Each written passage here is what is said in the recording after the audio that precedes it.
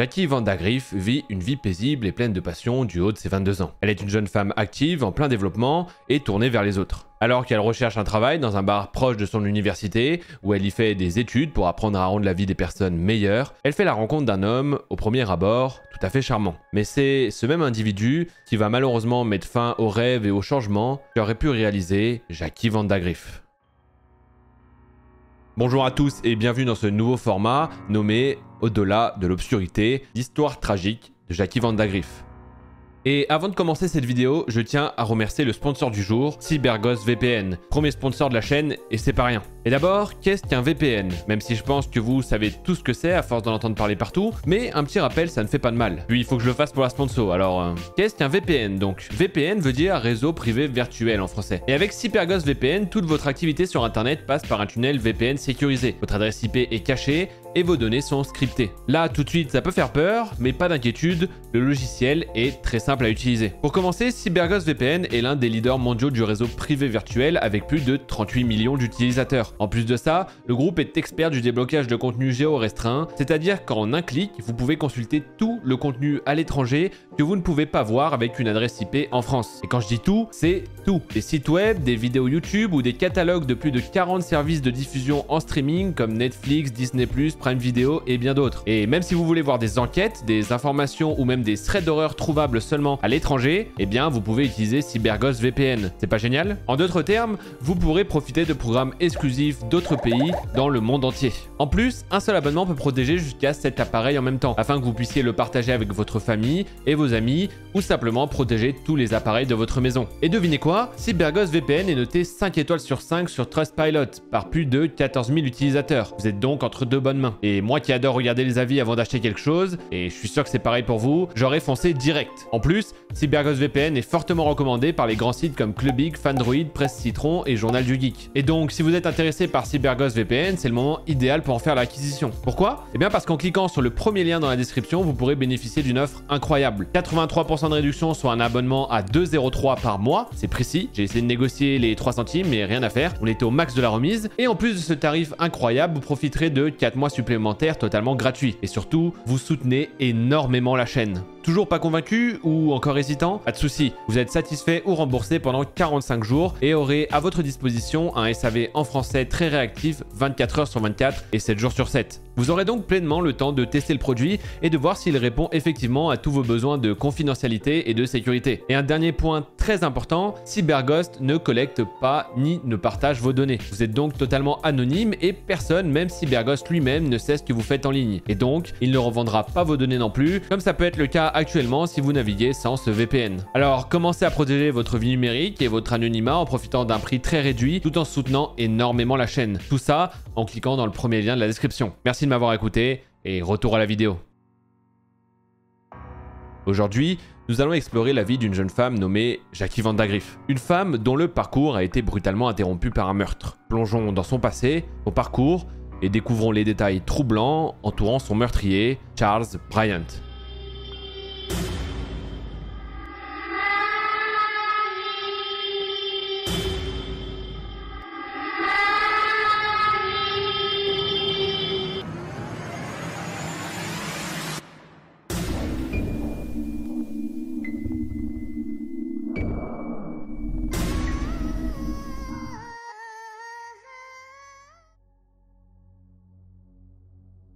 Une jeune femme heureuse.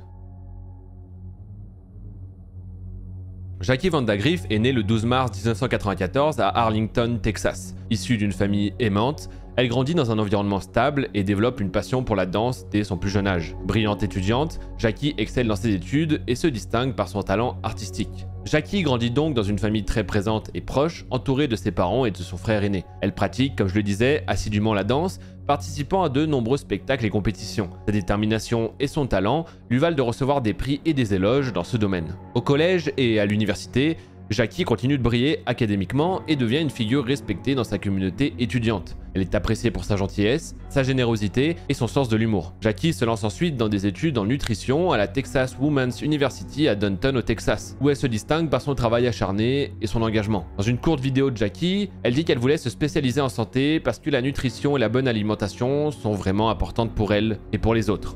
Hello everyone, my name name is Jacqueline Vandegrift. I am currently a junior here at Texas Women's University, and my major is nutrition with an emphasis in wellness. I think more and more companies are starting to recognize the need to provide health resources for their employees. So I think right now that's where I'm wanting to go with my career. Cependant, le cours de la vie de Jackie prend une tournure tragique lorsqu'elle fait la rencontre de Charles Bryant dans un bar local. Cette rencontre anodine marque le début d'une série d'événements qui la conduiront à une fin tragique. Un homme toxique. Charles Bryant, né le 7 novembre 1987 à Fort Worth, Texas, il a connu, lui, une enfance marquée par des difficultés familiales et l'absence d'une figure paternelle stable. Très vite dans sa jeunesse, il développe des traits de personnalité narcissique et se révèle être un individu imprévisible et impulsif. Un parcours vraiment différent de la pauvre Jackie Vandegrift. Avant sa rencontre avec Jackie, Charles Bryant a eu une relation tumultueuse avec son ex-petite amie, Kathleen Mathis. Pourtant, leur relation commençait bien. Kathleen a rencontré Charles en juin 2016, quand elle avait 18 ans et que lui en avait 29. Charles est entré dans le restaurant où Kathleen travaillait, et ils ont rapidement eu leur premier rendez-vous à nul autre endroit que Gravepin Lake, là où, quelques mois plus tard, sera retrouvé le corps de Jackie Vandegrift. Ironie du sort. Kathleen a dit qu'elle était attirée par lui parce qu'il était musclé, qu'il avait des tatouages et qu'il était surtout très gentil et très charmant. Une image qui ne va pas durer. Au bout de quelques semaines seulement, Kathleen se rend compte que l'homme parfait qu'elle a rencontré devient rapidement très possessif et qu'il veut contrôler chaque aspect de sa vie. Leur relation est rapidement ponctuée de disputes fréquentes et de comportements violents de la part de Charles.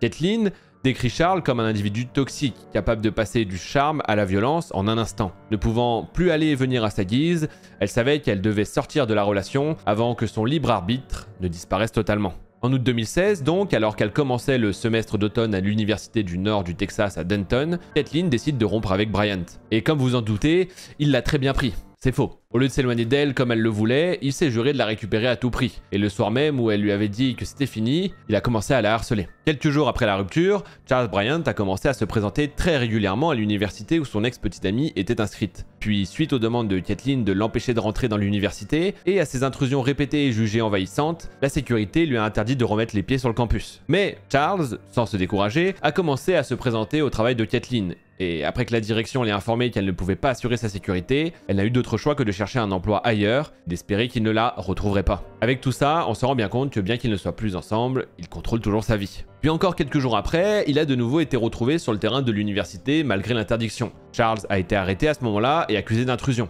Il a été ensuite libéré sous caution en quelques heures. Kathleen, réalisant qu'il n'allait pas s'arrêter ce jour-là, avait demandé et obtenu une ordonnance restrictive, pensant que cela allait l'arrêter. Mais vous commencez à connaître notre cher Charles Bryant. Et pour continuer, en violation directe de l'ordre de protection, Charles s'est présenté au dortoir de Kathleen le 6 septembre muni de fleurs et d'une lettre, frappant à la porte et insistant pour qu'elle le laisse entrer. Submergée par la peur, elle s'est cachée dans un placard et a appelé le 911. Lorsque la police est arrivée, ils ont trouvé Charles caché dans le parking. Il a été placé en garde à vue et inculpé de harcèlement. Puis, dans ce qui devenait rapidement une habitude, il a déposé une caution le même jour et a été libéré en attendant son procès. Mais alors, vous allez me dire, que vient faire Jackie Vandegrift dans cette histoire? Pourquoi parlons-nous seulement de la relation entre Kathleen Mathis et Charles Bryant? Eh bien, parce que peut-être que Kathleen Mathis a échappé au sort qui l'attendait grâce, en quelque sorte, à Jackie Vandegrift, qui, 6 jours après la dernière libération sous caution de Charles Bryant, se retrouve au mauvais endroit, au mauvais moment et va le payer de sa vie. En effet, le soir du 13 septembre 2016, Jackie Vandegrift, 24 ans, est entrée dans un bar situé en face de l'université du nord du Texas à Denton, à la recherche d'un emploi. Tôt le lendemain matin, ses restes mutilés ont été retrouvés fumant dans un parc à une vingtaine de kilomètres de là. Ce qui s'est passé entre le moment où elle est entrée dans l'établissement et le moment où la sinistre découverte a été faite est le cauchemar de toutes les femmes. Petit aparté pour vous dire que c'est le bon moment pour vous abonner, lâcher un petit like si la vidéo vous plaît et pourquoi pas rejoindre la chaîne financièrement. Chaque petit geste compte, me permet de continuer et me soutient énormément. Sachez aussi que ce sujet n'existe pas, ou alors je ne l'ai pas trouvé, en français. Donc partagez la vidéo pour que l'histoire de Jackie Vandegrift soit connue de tous. Et on est reparti pour une soirée qui se finit mal. Un bar mortel. Je suis heureuse d'avoir quitté Tinder et d'être allée dans un bar.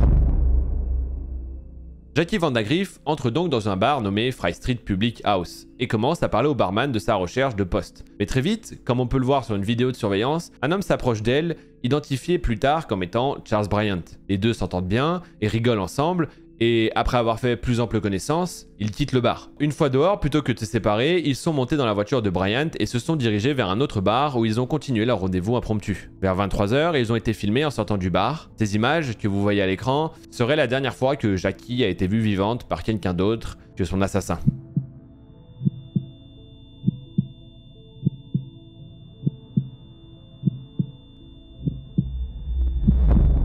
Le lendemain matin, les membres d'une équipe d'entretien de la ville de Gravepin ont appris que de la fumée avait été vue pendant la nuit provenant du parc de Gravepin Lake. Lorsqu'ils sont allés enquêter, ils ont découvert ce qui semblait être des restes de la pâte aux joie en plastique d'un enfant avec diverses parties du corps d'un humain à l'intérieur. Après avoir éteint les dernières flammes, les travailleurs ont téléphoné au 911. Lorsque la police et les pompiers sont arrivés sur les lieux, ils ont confirmé que les restes calcinés étaient ceux d'une femme qui avait sans aucun doute été victime d'un acte criminel. À peu près au même moment où le corps est transporté à la morgue, des rapports arrivent selon lesquels une étudiante de la Texas Women's University n'a pas été vue depuis la nuit précédente. Lorsque les empreintes digitales relevées sur les restes sont comparées à celles de l'étudiante disparue, Jackie Vandagriff, elles correspondent parfaitement. Bien qu'il soit évident que quelqu'un se soit donné beaucoup de mal pour détruire les preuves de ses actes, le corps de Jackie raconte une histoire horrible. Malgré le fait qu'elle ait été démembrée, le médecin légiste a pu déterminer que des coups de couteau ont été infligés à son abdomen alors qu'elle était encore en vie. Il était également évident qu'elle avait subi un traumatisme contondant à la tête avant de mourir, en raison de la quantité de sang qui s'était accumulée autour de la plaie. Pour ajouter des détails à la nature macabre du crime, la poitrine de Jackie avait été ouverte et son cœur enlevé. On ne sait pas si son assassin a gardé le cœur comme souvenir macabre ou l'a utilisé à d'autres fins. Un examen de son cou montre que son os est fracturé, signe révélateur qu'elle a été étranglée. La quantité d'échymose suggère que Jackie a été étouffée avec une sorte de ligature. Sa cause officielle de décès a donc été jugée comme homicide par strangulation. Ce meurtre brutal de Jackie laisse la communauté sous le choc, créant une onde de terreur et d'horreur parmi les habitants. La cruauté de cet acte est inimaginable. Par la suite, les enquêteurs plongent donc dans les détails de l'assassinat de Jackie Vandagriff, recueillant des preuves cruciales et interrogeant les témoins pour reconstituer les dernières heures de sa vie. En enquêtant, ils ont alors appris qu'elle et Brian se sont mêlés pendant un moment à un groupe d'amis qui profitaient d'une soirée au deuxième bar. Après que les images de vidéosurveillance du bar aient été rendues publiques, les femmes du groupe présent se sont manifestées pour partager ce dont elles se souvenaient de la brève interaction. Coup de chance, l'une d'elles a pu fournir aux enquêteurs le nom de l'homme qui était resté collé aux côtés de Jackie la dernière nuit de sa vie. Après avoir appris qu'elle s'intéressait à sa forme physique, Charles Bryant, barman à temps partiel et entraîneur personnel, avait donné à la femme sa carte de visite. Ils ont ainsi pu confirmer l'identité de l'homme sur les caméras de surveillance des deux bars en présence de Jackie. Des preuves non suffisantes sur le moment, mais ils vont vite faire une recherche sur lui et retrouver ses précédents accrochages avec les autorités en juin 2016 suite à la demande d'éloignement faite par une certaine Ethelyn Matisse. Même si ces preuves ne sont toujours pas suffisantes pour l'arrêter, ils commencent à cerner le profil de l'homme sur les caméras de surveillance. Mais le 18 septembre 2016, soit 4 jours après le meurtre, Charles Bryant a de nouveau été arrêté pour avoir enfreint l'ordonnance d'éloignement. La plainte découle de ses tentatives de contacter Kathleen sur les réseaux sociaux en utilisant des comptes frauduleux, dont celui de Jackie Vandagriff, qu'elle ne connaît pas encore à ce moment-là. Tiens. Il a donc été mis en garde à vue et pendant ce temps, les détectives ont décidé que ce serait le bon moment pour lui parler de ce qui était arrivé à Jackie. Au départ, il a feint l'ignorance, affirmant qu'il ne l'avait jamais rencontré et n'avait aucune implication dans sa mort. Puis le ranger James Holland, un très grand enquêteur qui avait déjà interviewé de nombreux criminels narcissiques, a été chargé de parler à Charles. Il a alors mis en place une ruse pour essayer de le faire parler. Il s'est présenté comme son ami afin qu'il puisse lui poser des questions sur le meurtre. Charles continuait de dire qu'il n'avait pas tué Jackie ou qu'il ne savait pas ce qui lui était arrivé. Le ranger James Holland a alors commandé une pizza et a décidé d'essayer de jouer un jeu d'esprit avec Charles afin qu'il s'en souvienne. Charles Bryant, quant à lui, ne montre aucun remords et il est étrangement calme lorsqu'il est interrogé. Au cours de l'interrogatoire, après avoir été informé que lui et Jackie avaient été capturés par des caméras de sécurité dans 2 bars différents la nuit de sa mort, il est revenu sur ses déclarations. Sa mémoire revint soudainement et il dit qu'il avait partagé une conversation de quelques heures avec elle, mais que c'était tout. Une fois qu'ils eurent franchi la porte du deuxième bar, il avait suivi son chemin et elle avait suivi le sien. D'après lui. Mais pendant que l'entretien se déroulait, des mandats de perquisition étaient exécutés sur la résidence, le véhicule, le téléphone portable et l'ordinateur de Charles.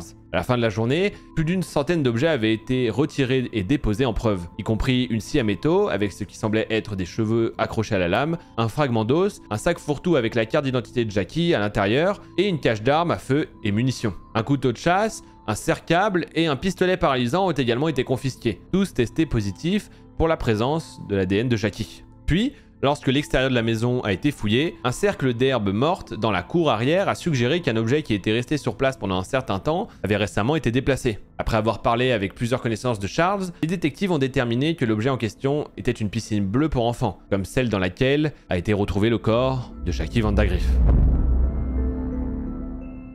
Après avoir passé du temps à parler avec lui dans le but d'établir une confiance, le ranger James Holland s'est mis au travail. Plus tard dans l'interrogatoire, après avoir entendu un aperçu des preuves contre lui précédemment citées, y compris la révélation d'autres images de sécurité du magasin Walmart, le montrant en train d'acheter une pelle à 4 h du matin le 14 septembre, jour du meurtre, Charles a finalement admis qu'il avait dû tuer Jackie, mais qu'il ne se souvenait plus comment ni pourquoi. Mais notre cher James Holland, adepte de l'art de faire parler les gens, a suggéré à Charles de rechercher dans sa mémoire des indices qu'il aurait peut-être supprimés sans le savoir. Après une période de réflexion, il s'est soudainement rappelé que lui et Jackie avaient eu des relations sexuelles sur la banquette arrière de sa voiture. Il a ajouté que, à la demande de Jackie, il avait placé un serre-câble autour de son cou et l'avait tiré pour intensifier l'expérience. Bien qu'il ait pris soin de ne pas trop serrer, les choses étaient devenues, selon lui, incontrôlables et elle avait cessé de respirer. Selon lui, à nouveau, il a tenté de la réanimer, mais cela n'a servi à rien. Pris de panique, plutôt que d'appeler à l'aide, il l'a ramenée chez lui où il a démembré son corps et a fourré les morceaux dans des sacs poubelles. Il s'est ensuite rendu à Gravepin où il a utilisé la piscine pour enfants de sa cour comme réceptacle pour brûler les restes de Jackie. Lorsqu'on lui a demandé pourquoi il avait pris des mesures aussi drastiques si sa mort avait été accidentelle, Charles a imputé son mauvais jugement à sa consommation d'alcool ce soir-là. D'après ses dires, il n'avait tout simplement pas pensé correctement à cause de ça. Bien que Ranger Holland écoute attentivement pendant que Charles continue à se confier, il est convaincu que l'homme assis devant lui est un tueur en série en devenir. Bien que la façon bâclée dont il s'est débarrassé du corps de Jackie ait révélé son inexpérience, le fait qu'il ait démembré le cadavre alors qu'une action aussi extrême n'était pas nécessaire, indique qu'il a pris plaisir à massacrer sa victime. D'après ses dires, tout agent des forces de l'ordre digne de ce nom vous dira qu'un agresseur qui est prêt à couper un corps humain en morceaux n'est pas susceptible d'arrêter de tuer une fois qu'il a commencé. Holland sait également que, contrairement aux affirmations de Charles, il n'y avait pas de sperme présent dans ou sur le corps de Jackie, et rien d'autre n'indique qu'elle a eu des relations sexuelles de quelque nature que ce soit avant sa mort. Ces découvertes ont amené les enquêteurs à croire que Charles a inventé l'histoire de leur rencontre sexuelle coquine pour expliquer la présence de l'ADN de la victime sur le serre-câble trouvé à la résidence et vraisemblablement responsable de sa mort. Puis, alors que l'interrogatoire touchait à sa fin, James Holland a décidé de tester une théorie qui couvait dans l'esprit des détectives depuis le moment où ils avaient posé les yeux sur les photos de Kathleen dans les anciens dossiers de Charles. Plongeant donc la tête la première, il demande à Brian si peut-être la ressemblance étrange de Jackie avec son ancienne petite amie l'a incité à choisir parmi la foule. Il a même évoqué la possibilité qu'il ait évacué sa colère contre elle parce qu'il ne pouvait pas atteindre la cible réelle de son agression. Charles s'est alors moqué de l'idée, même s'il est évident pour James Holland, d'après sa réaction stupéfaite, que la question a touché au bon endroit pour Charles Bryant. Les deux femmes se ressemblaient énormément et quand on voit leurs photos côte à côte, on ne peut nier une ressemblance frappante. Par coïncidence, parmi les dizaines de bars où il aurait pu aller ce soir-là, il a choisi celui qui se trouve juste en face de l'université que Kathleen fréquente. De plus, il savait qu'elle avait fréquenté l'établissement par le passé. Il apparaît donc clair qu'il n'a pas choisi ni le lieu, ni sa victime par hasard. Le procès du monstre. Confiants qu'ils ont leurs hommes, les détectives placent Charles Bryant en état d'arrestation pour le meurtre de Jackie Vandagriff. Après avoir plaidé non coupable, il a été placé en garde à vue dans l'attente de son procès. Avec lui enfermé en toute sécurité pour le moment, les procureurs ont approfondi le passé du tueur présumé. Quand ils ont jeté un coup d'œil à ces histoires de rencontres, il est apparu rapidement pour les autorités que Charles était quelqu'un qui avait l'habitude de tomber vite et fortement amoureux des femmes qu'il rencontrait. Et alors qu'il les avait initialement conquises en jouant le rôle du petit ami idéal, il n'a jamais pu faire durer la ruse longtemps. En quelques semaines et parfois en quelques jours, ses vrais traits de personnalité transparaissaient. Et lorsque ses partenaires ont eu un aperçu du côté manipulateur et exigeant de sa personnalité, ils n'ont pas perdu de temps à mettre de la distance entre eux et l'homme qui n'était pas le gentil garçon qu'il prétendait être. Nous sommes maintenant 8 mois après le prononcé de son acte d'accusation pour meurtre. Bryant a de nouveau fait face à un grand jury, cette fois pour possession de pornographie juvénile trouvée sur son téléphone portable lors de la recherche de preuves du meurtre de Jackie. Ne s'arrête pas le petit Charles, hein. Et alors que l'affaire de pornographie juvénile était toujours en cours, le procès pour meurtre de Jackie Vandagriff a commencé en avril 2018. Après une séance d'écoute des témoignages des deux côtés, le jury a déclaré l'accusé coupable de meurtre et de falsification de preuves. Il a finalement été condamné à la prison à vie et il sera éligible à la libération conditionnelle en 2048. Kathleen a été interviewée juste après le procès. Elle a dit qu'elle devait établir un contact visuel avec Charles lors du procès et qu'il lui souriait. Elle a ajouté que dès qu'elle a quitté la salle d'audience, elle s'est effondrée. Elle a juste terminé en disant qu'elle aurait aimé qu'il soit condamné à mort, car elle a peur qu'il la poursuive quand et s'il est libéré. Une perversion inouïe. De peur qu'il ne reste le moindre doute quant à la perversion qui habite Charles Bryant, Kathleen partagea plus tard qu'elle avait reçu une demande d'amis du téléphone de Jackie Vandergriff le lendemain de son assassinat, comme je vous en informais précédemment. Étant donné que la correspondance ne pouvait pas provenir de la victime, la seule conclusion à laquelle on pouvait arriver était que Charles utilisait l'identité de la femme qu'il venait de poignarder, d'étrangler et de couper en morceaux pour se rapprocher de Kathleen. Dans le même ordre d'idées, un message avait été publié sur les réseaux sociaux de Jackie Vandergriff le matin juste après son meurtre qui disait « Je ne savais pas que je pouvais me sentir comme ça ». Il manie l'humour noir apparemment en plus de tout ça. Bien que la signification de ces mots ne soit pas claire, il ne pouvait venir de Jackie car elle était décédée quelques heures plus tôt. Il venait donc de nouveau de Charles Bryant. Une vie et une famille brisées. Jackie Vandergriff, quant à elle, rêvait de terminer ses études et de devenir nutritionniste et spécialiste du bien-être. Son désir d'aider les autres avait été une force motrice dans sa vie. Malheureusement, sa nature confiante et sa bonté innée avaient fait d'elle la parfaite victime d'un homme rongé par une rage déplacée.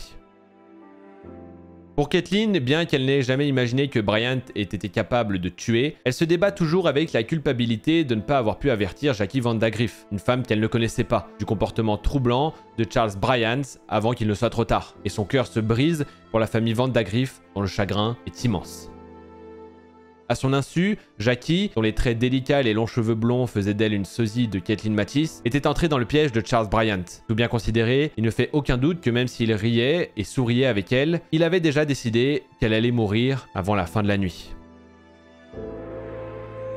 La famille de Jackie, quant à elle, se remet difficilement de cette épreuve et on ne peut leur souhaiter que du courage. Et pour finir sur une info plutôt cool, la famille a demandé à ce qu'un stage de santé et de bien-être à la Texas Women's University porte son nom et cette demande a été acceptée.